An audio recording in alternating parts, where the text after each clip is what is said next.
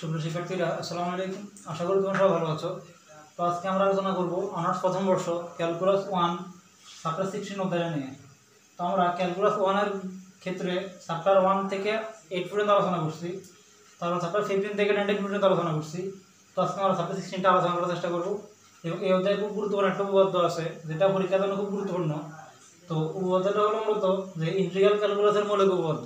তো আজকে আমরা এই উপপাদ্যটা কি প্রমাণ দেখব।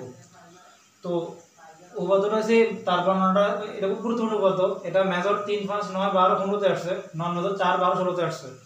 তো উপপাদ্যটার বর্ণনা হয়েছে এরকম যে যদি f of x একটা ফাংশন a এবং b বদ্ধ ব্যবধিতে অবিচ্ছিন্ন হয় এবং f of x এর প্রতি অন্তরজ g of x হয়, তবে integration a to b f of x dx সমান g of b minus g of a। তো এটা হলো ইন্টিগ্রাল ক্যালকুলাসের মৌলিক উপপাদ্য। তো এখানে আমাদের কিছু জিনিস জানতে হবে, এখান থেকে একটু লিখে রাখাটা দিব। তো এখানে জানতে হবে সর্বপ্রথম আগে f of x এর প্রতি অন্তরজ জিনিসটা কি। প্রতি অন্তরজ জিনিসটা হলো স্বাভাবিকভাবে যদি আমি একটা ফাংশন চিন্তা করি, ধরো এটা f of x একটা ফাংশন চিন্তা করলাম আমরা 3x স্কয়ার প্লাস 2x, এটা f of x একটা ফাংশন চিন্তা করলাম। এখন এই ফাংশনটাকে আমি যদি একবার অন্তরীকরণ করি তখন আমরা কি লিখি f prime of x পাই না? তাহলে এটাকে একবার অন্তরীকরণ করলে কি পাবো আমরা 6x পাবো প্লাস 2 পাবো। তো আমি যে f of x ফাংশনটাকে অন্তরীকরণ করে যে 6x প্লাস 2 টা পাইছি, এই 6x প্লাস 6x প্লাস 2 টাকে বলা হয় প্রতি অন্তরজ। তাহলে f of x ফাংশনের প্রতি অন্তরজ হচ্ছে 6x প্লাস 2, মানে 3x স্কয়ার প্লাস 2x এর প্রতি অন্তরজ হচ্ছে 6x প্লাস 2। তাহলে আসলে প্রতি অন্তরজ জিনিসটা আমরা আসলে বুঝছি। তাহলে দেখলাম আমরা আসলে f of x ফাংশনটা যদি 3x স্কয়ার প্লাস 2x হয়, তার প্রতি অন্তরজ যেটা 6x প্লাস 2 সেটা তো আর f of x ফাংশনটা নাই, এটা ফাংশনটা চেঞ্জ হয়ে গেছে।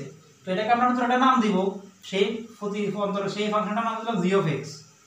অর্থাৎ এখানে যে ফাংশনটা নতুন করে আমরা পাইলাম অন্তরীকরণ করে, এটার নাম দিলাম আমরা g of x। তাহলে কথাটা লিখছি এখানে যে যদি f of x ফাংশনটা a b বদ্ধ ব্যবধিতে অবিচ্ছিন্ন হয় এবং f of x এর একটা প্রতি অন্তরজ g of x হয়, তো f of x এটা ফাংশন যদি হয়, এই ফাংশনটাকে অন্তরীকরণ করে যে ফাংশনটা নতুন করে পাইলাম 6x + 2, এটাকে আমরা প্রতি অন্তরজ বলতেছি। এটা হলো মূলত g of x ধরছি আর কি আমরা। তো g of x হয় তখন তবে integration a to b f of x dx সমান g of b minus g of a, এটা আমরা একটা প্রমাণ করব।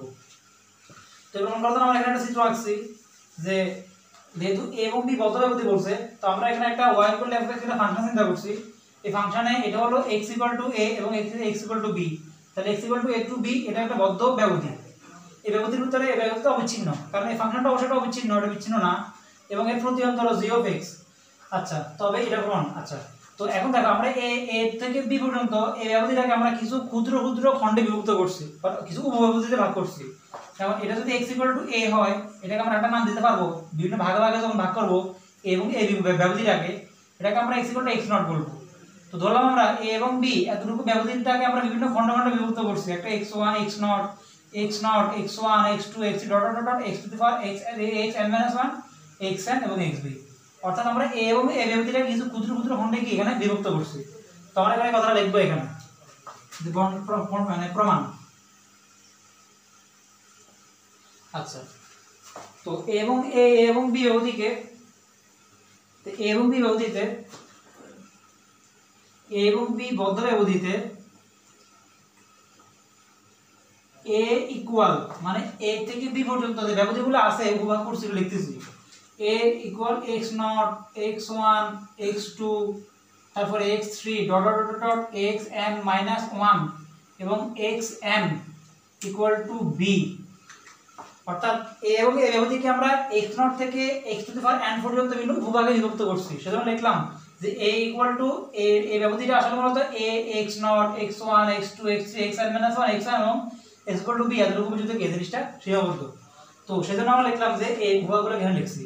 তো উপভাগগুলো আসলে এমনভাবে সাজানো হয়েছে বা উপভাগগুলো এমনভাবে লেখা হয়েছে মানে x a equal to x0 x1 x2 x3 dot dot xn - 1 xn equal to b এগুলো এরূপ যে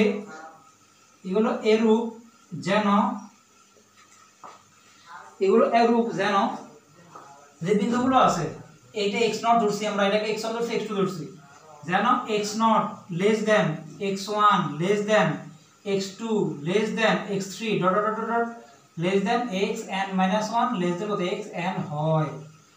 এখন এই জিনিসটা বোঝার চেষ্টা করব। তো আমরা জানি এটা ডান দিকে অবশ্যই x, তো ডান দিকে যত আমরা বাড়াবো ততই x এর মান বাড়ে না। তো চিন্তা করি স্বাভাবিকভাবে এটা যদি x0 হয় ডান দিকে যখন যাবো x1 মানে অবশ্যই x1 থেকে কিছুটা বড় হবে, আবার x1 থেকে যখন আমরা সামনে x2 তে যাবো অবশ্যই x1 থেকে কিছুটা বড় হবে, আবার x2 থেকে যখন x3 দিকে যাবো তখন অবশ্যই x2 থেকে x3 থেকে কিছু বড় হবে। এভাবে x n পর্যন্ত কি হবে, যতই বাম থেকে ডান দিকে যাবো আমরা x এর মানগুলো ততই কি বৃদ্ধি হবে। সেজন্য x0 x1 x2 x3 total ডান দিকে কি বৃদ্ধি পাচ্ছে, এগুলো কি এত হয়। আচ্ছা আচ্ছা, তো এটা আমরা লিখলাম এখানে। সুতরাং তাহলে a এবং ab এই ব্যবধিটা a এবং b ব্যবধিতে ওই বিন্দুগুলো মানে এখানে যে x0 x1 x2 x3 বিন্দুগুলো আছে ওই বিন্দুগুলো কিছু উপব্যবধিতে বিভক্ত হয়ে গেছে, উপব্যবধিতে বিভক্ত হয়, উপব্যবধিতে বিভক্ত হয়। তো আমরা তো a থেকে b পর্যন্ত এখানে কিছু উপভাগ চিন্তা করছি, তো এই উপভাগগুলো কিছু উপব্যবধিতে বিভক্ত হয়ে গেছে। কি কি ব্যবধি দেখো, x0 থেকে x1 x0 থেকে x1 এর একটা ব্যবধি, আবার x1 থেকে x2 এর একটা ব্যবধি, x2 থেকে x3 এর একটা ব্যবধি। এভাবে কি উপভাগ আগে কি মানে উপব্যবধিতে এগুলা বিভক্ত হয়েছে। সেই ব্যবধিগুলো কি, x0 থেকে x1 একটা ব্যবধি, আবার x1 থেকে x2 আরেকটা উপব্যবধি, আবার x2 থেকে x3 আরেকটা উপব্যবধি, dot dot dot dot x থেকে xn-1 টু xn এভাবে কি বিভিন্ন উপব্যবধিতে a এবং b এই ব্যবধিটা বদ্ধ ব্যবধিটা কি বিভিন্ন উপভাগে কি বিভক্ত হয়ে গেছে। মানে a এবং b এই বদ্ধ ব্যবধিটা কিছু উপব্যবধিতে কি বিভক্ত হয়ে গেছে। কারণ আমরা এখানে কিছু বিন্দু চিন্তা করি, কিছু উপভাগ চিন্তা করছি, সেগুলোর কারণে a এবং b এই সম্পূর্ণ ব্যবধিটা কিছু ব্যবধি কি বিভক্ত হয়ে গেছে। সেই ব্যবধিগুলো কি এগুলো। আশা করি তোমরা এই জিনিসটা কি বুঝছো। আচ্ছা, তারপরে এখন দেখো আমরা উভয়গুলো লিখছি x0 x1 x1 x2 উভয়গুলো কিছু দূরত্ব নির্ণয় করব। মানে ধরো x0 থেকে x1 এটা একটা দূরত্ব আছে, অবশ্যই ধরো এটা λ1 দূরত্ব, x1 থেকে x2 এটার মধ্যে একটা দূরত্ব আছে, সেটা ধরো আমরা λ2 দূরত্ব, x2 থেকে x3 একটা দূরত্ব আছে, λ3 দূরত্ব হবে কি কিছু উপ দূরত্ব নির্ণয় করছি আর কি। মানে এইগুলোর মধ্যে একটা কি ব্যবধি নির্ণয় করছি আর কি। মানে এটা পার্থক্যটা মানে del1 del2 del3 লিখছি আর কি। মানে x1 থেকে x0 থেকে x1 এর দৈর্ঘ্য সেটা del1 চিন্তা করছি আর কি, x1 থেকে x2 পর্যন্ত দৈর্ঘ্য del2, x2 থেকে x3 পর্যন্ত দৈর্ঘ্য del3 এভাবে কিছু মানে এদের দৈর্ঘ্যগুলো আমরা বিভিন্ন ভাগে চিন্তা করছি আর কি। তো এত ব্যবধির দৈর্ঘ্য সমূহ del1 del2 del3 del n হয়। আমরা এখানে উপব্যবধিগুলো লিখছি, ওই উপব্যবধিগুলোর মধ্যে দূরত্ব মানে দৈর্ঘ্যটা সেটা del1 del2 del3 del n চিন্তা করছি। মানে এটা থেকে এটা দৈর্ঘ্য del1, এটা থেকে এটা দৈর্ঘ্য del2, এটা থেকে এটা দৈর্ঘ্য del3 ও কিছু দৈর্ঘ্য মানে ব্যবধিগুলো দৈর্ঘ্য লিখছি এখানে। আচ্ছা, তো আশা করি এতটুকু তোমরা এটা বুঝেছো। তো এখন দেখো যেহেতু f of x এর ফাংশনটার প্রতি অন্তরজ ছিল g of x আমরা দেখলাম যে প্রতি অন্তরজ জিনিসটা কি। তো যেহেতু f of x ফাংশনটার প্রতি অন্তরজ g of x, তার মানে f of x ফাংশনটা যেহেতু অবিচ্ছিন্ন এবং অন্তরীকরণ যোগ্য, তাহলে অবশ্যই তাদের প্রতি অন্তরজটা আছে মানে g of x এটাও অবশ্যই তাহলে অবিচ্ছিন্ন এবং অন্তরীকরণ যোগ্য হবে। আবার বলতেছি যেহেতু f of x এর ফাংশনটা অবিচ্ছিন্ন মানে f of x ফাংশনটা অবিচ্ছিন্ন এবং অন্তরীকরণ যোগ্য, তাহলে f of x এর যে প্রতি অন্তরজ আছে g of x অবশ্যই এটাও তাহলে অবিচ্ছিন্ন এবং অন্তরীকরণ যোগ্য হবে। এখন আমরা এই কথাটা এখানে লিখব। সুতরাং g of x ফাংশনটা তাহলে কি এখানে যেহেতু f of x ফাংশনটি অবিচ্ছিন্ন এবং অন্তরীকরণ যোগ্য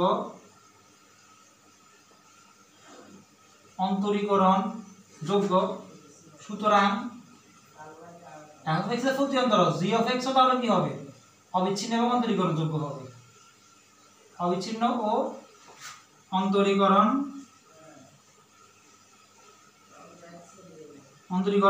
যোগ্য। আসলে তোমরা এই জিনিসটা বুঝছো। তাহলে দেখো যেহেতু g of x ফাংশনটা এখন অবিচ্ছিন্ন এবং অন্তরীকরণ যোগ্য, তাহলে অবশ্যই g of x এই ফাংশনটা গড় মান এর সকল শর্ত সিদ্ধ করছে। এখন জানতে হবে গড় মানের উপপাদ্যটা কি।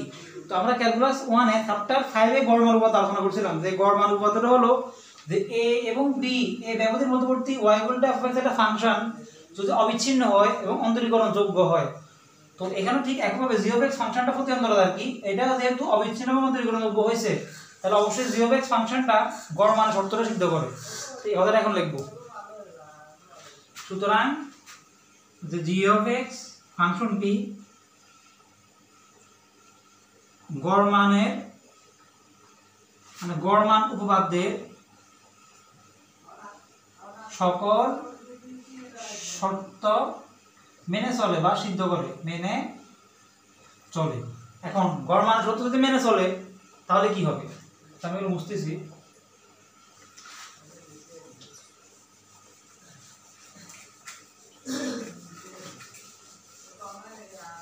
আচ্ছা, যদি এগুলো গড় মান উপপাদ্য মেনে চলে তাহলে কি হবে? তাহলে আমার গড় মান উপপাদ্যটা ছিল যে y = f(x) একটা ফাংশন যদি a এবং b ব্যবধিতে অবিচ্ছিন্ন হয় এবং অন্তরীকরণযোগ্য হয় তখন a এবং b ব্যবধির মধ্যবর্তী x এর এমন একটা মান c পাওয়া যাবে যেন f of b minus f of a equal to b minus a into f prime of c হয়। এটা ছিল আমাদের গড় মান উপপাদ্যটা যে f of a এবং b ব্যবধির মধ্যবর্তী x এর এমন একটা মান c পাওয়া যাবে যাকে c পাওয়া যাবে যেন f of b minus f of a সমান b minus a into f prime of c হয়। এটা ছিল আমাদের গড় মান উপপাদ্যটা। এই গড় মান উপপাদ্যটার ক্ষেত্রে এই উপপাদ্যটার মধ্যে এখন আমাদের আমরা g of x এর প্রতি অন্তরস্থটা আছে সেটাও সাজাবো। কারণ আমরা দেখতেছি প্রমাণের দিকে যে g of b minus g of a জিনিসটা আছে, তাহলে অবশ্যই আমাদের গড় মান উপপাদ্যটা প্রয়োগ করতে হবে। আচ্ছা, তাহলে এখন দেখো, তাহলে এটা যদি গড় মান উপপাদ্যটা হয় তাহলে g of x ফাংশনের ক্ষেত্রে নিশ্চয়ই কি হবে, মানে g of বিভিন্ন বহুপদী x1 x2 এর জন্য কি হবে? তো x1 x এবং b ব্যবধির মধ্যবর্তী এমন একটা মান c পাওয়া গেছে যাকে অন্তত f of মানে c পাওয়া গেলে জিনিসটা হবে এরকম। তো এখন আমরা চিন্তা করব যে g of x ফাংশনটা এটার মধ্যবর্তী একটা মান পাওয়া গেছে, সেটা ur ধরবো আর কি আমরা। সুতরাং যে ur একটা মান ধরে নিয়েছি, ur আর মান নিয়ে কোনো কিছু হতে পারে, belongs to x of r minus 1, x r। তো আমরা ধরে নিয়েছি এই ব্যবধিগুলোর মধ্যবর্তী অনেকগুলো ভাগ আছে, যে কোনো একটা ভাগ চিন্তা করলাম। তারপর ধরো এই ভাগটা চিন্তা করলাম। আচ্ছা, এটা ও তো বুঝছি, আমরা এটা বুঝে ফেলছি। এখন আমরা চিন্তা করলাম যে a এবং b ব্যবধির মধ্যবর্তী একটা ভাগ নিয়ে চিন্তা করব। ধরো এই ভাগটা ধরো এই ভাগটার নাম হলো x r minus 1, এটা হলো x আর মানে এটা হলো x r। তাহলে এই দুইটা ব্যবধির মধ্যবর্তী একটা মান চিন্তা করলাম, এখানে এটা u r লিখলাম যে u r belongs to the x r minus 1 এবং x r, মানে এই দুইটা এতটুকু ব্যবধির মধ্যবর্তী একটা মান চিন্তা করছি আমি u r। কারণ গড় মান উপপাদ্যে শর্তটা বলতে সেটা যে যদি অবিচ্ছিন্ন এবং অন্তরীকরণযোগ্য হয় তখন a এবং b ব্যবধির মধ্যবর্তী একটা মান c পাওয়া যাবে যাতে এরকম হয়। তো ঠিক একইভাবে গড় মান উপপাদ্যের মতোই আমরা ধরে নিছি যে এই ব্যবধির একটা ছোট ক্ষুদ্র একটা উপব্যবধি x r minus 1 এবং x r এই ব্যবধির মধ্যবর্তী একটা মান u r পাওয়া গেছে, মানে u মানে যেহেতু g of x এর ক্ষেত্রে আমরা গড় মান উপপাদ্যটা প্রয়োগ করব সেই জন্য। আচ্ছা, তো এটা বুঝতেছি সব। তাহলে দেখো এখন আমরা এখানে আর কিছু মান চিন্তা করব, আর মানে 1 2 3 4 মান চিন্তা করব। তো r equal to যে 1 2 3 n পর্যন্ত যদি হয়, n সংখ্যক যদি হয়, তাহলে দেখো যদি হয় তাহলে গড় মান উপপাদ্যটা এটার মতো এখন বসালে কি হয় দেখো তো। আমরা তো এটা তো g এর ক্ষেত্রে প্রয়োগ করতেছি, 0 x এর প্রথমে লিখবো। তাহলে এখানে আমরা যদি x এর মান যদি 1 বসাই, u1 যদি এখানে 1 বসাই, তাহলে r মান 1 বসালে কি হবে, u1 belongs to x 1 minus 1 x0 R x1। তাহলে এটা কি হয়ে যায় যে u1 equal to x0 এবং x1 হয়ে যায় না? এখানে আমরা r মান যদি 1 বসাই অবশ্যই হয়। তাহলে আমি এটাকে এভাবে লিখতে পারি, যেহেতু g of x এর প্রয়োগ করতেছি কিন্তু আমি মানে গড় মান উপপাদ্যটা, তাহলে এবার লিখতে পারবো না g of x1 minus g of x0 এর অর্থ মতে এই দুটো ব্যবধানের জন্য লিখছি g of x1 R g of x0 equal to b minus a, মানে a এবং b ব্যবধির মধ্যবর্তী পার্থক্য। আমরা তো ব্যবধির মধ্যবর্তী দুটো বিন্দু চিন্তা করছি x0 এবং x1, তাহলে তো পার্থক্য x1 minus x0 into f prime of c, মানে c তো না এখানে বিন্দু চিন্তা করছি আমরা u r, একটা জন্য হবে সেটা হবে f prime of u r। So u r না u1 1 চিন্তা করছি তো আমরা। আশা করি তোমরা এই লাইনটা বুঝেছো।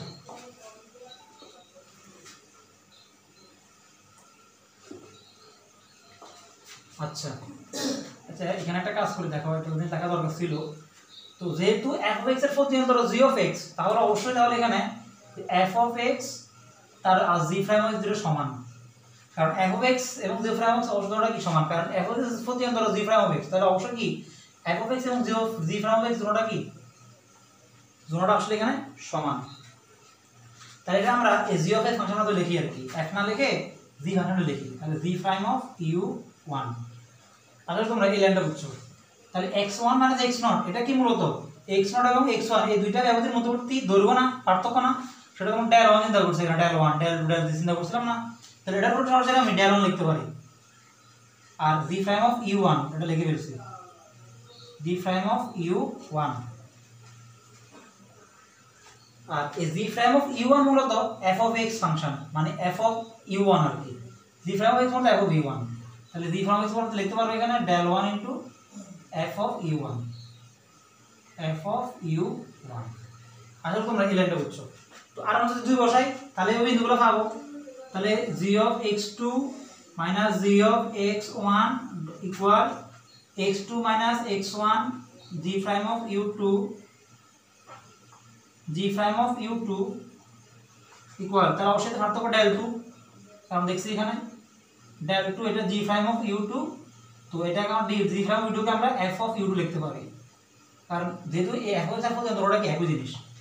এভাবে বসাই 3 জন্য যদি করি g of x3 minus g of x2 equal x3 minus x2 g prime of u3 equal, এটা হচ্ছে তৃতীয় দৈর্ঘ্যটা, তৃতীয় ব্যবধির দৈর্ঘ্য আর কি, এটা হচ্ছে del 3 g prime of u3 equal to del 3, এটা হলো f of u3।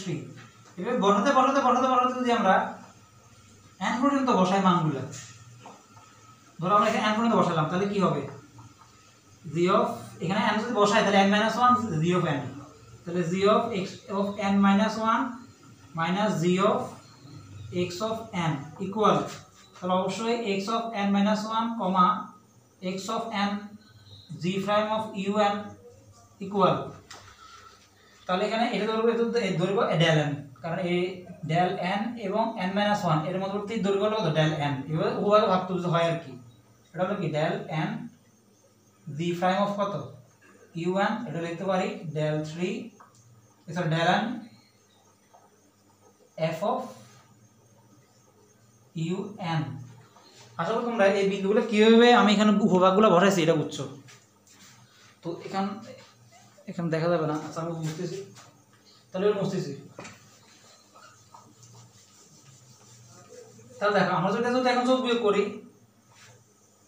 তাহলে দেখো এই g of x1 minus plus কাটা, g of x2 minus plus কাটা, g of x3 minus plus কাটা, তাহলে অবশ্যই একটু যদি আরো কিছু করতাম তাহলে অবশ্যই কিছু থাকতো, তার সাথে অবশ্যই এটাও কাটা যেত। আশা করি তোমরা এই জিনিসটা বুঝেছো। তাহলে আমাদের ফাইনালি আসলে কি থাকে, সরি এটা ভাগ হয়েছে, এটা g of xn, কারণ xn অবশ্যই বড়, এই ব্যবধির ভিতরে n - 1 হবে, n - 1 x of n - 1 অবশ্যই ছোট, পার্থক্য তো বড় ছোট হবে দিতেছে আর কি, তাহলে এটা কাটা চলে যাবে। তাহলে ফাইনালি আসলে কি বাকি থাকবে, এখানে বাম দিকে g of x0 থাকবে আর g of n থাকবে। তো কি বাইরে লিখতেছি, আসলে আমাদের g of xn থাকবে মাইনাস আর g of x0 থাকবে, আর ডান দিকে থাকবে, দেখো ডান দিকে তো এই সবগুলো থাকবে না, del 1 of f of u1, del 2 f of u2 থাকবে, del 1 of f of u1 এটা থাকবে, plus del 2 of f of u2 থাকবে, plus del 3 of f of u3 থাকবে, plus dot dot dot dot plus del n of f of un থাকবে। তো আশা করি তোমরা এতটুকু জিনিসটা এটা বুঝেছো। দেখো আমরা কিন্তু প্রমাণাবলীতে একটা পার্ট পেয়ে গেছি। তো দেখো যে g of xn এবং x0 এটা বলতো কি, দেখো তো এই g of x0 এটা না, g of x0 বিন্দু এটা না, এটা, আর xn মানে কি লাস্ট বিন্দু এটা না, মানে x0 মানে এটা x0 sorry g of b আর কি লাস্ট পার্ট, এটা g of এটা হচ্ছে x = b, তাহলে এটা x = আসলে x0 আর কি, সেই মিড প্রান্তটা আর কি। তাহলে x0 এবং x0 থেকে xn, তাহলে x0 থেকে xn সবটা পথ না, এই সবটা পথকে আমরা x0 থেকে xn বলতে পারে, এটা বলা যায় কথা সরাসরি ব্যবধি a থেকে b বলা আসলে একই কথা, কারণ এই ব্যবধিটা a থেকে b, তা সরাসরি এখানে আমরা এটাকে a আর b মাধ্যমে বলি f of b minus g of a। তো দেখো প্রমাণে কিন্তু আমরা অলরেডি ডান পাক হয়ে গেছে, এখন এটাকে আমাদের রিলেশন আনতে হবে।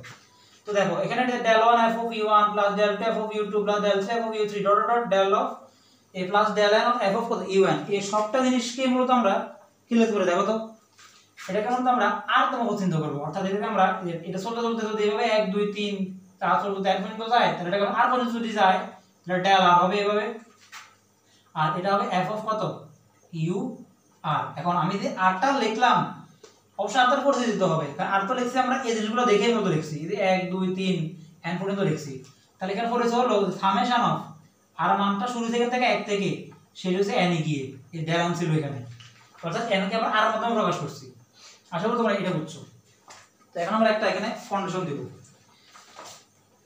দেখো তো n মূলত কি ছিল, আমরা এই যে এখানে x0 x1 x2 x0 xn পর্যন্ত ভাগতে দিছি না, যখন আমরা x এর মানগুলো যতই সামনের দিকে যতই উপভাগে ভাগ করব, অর্থাৎ যদি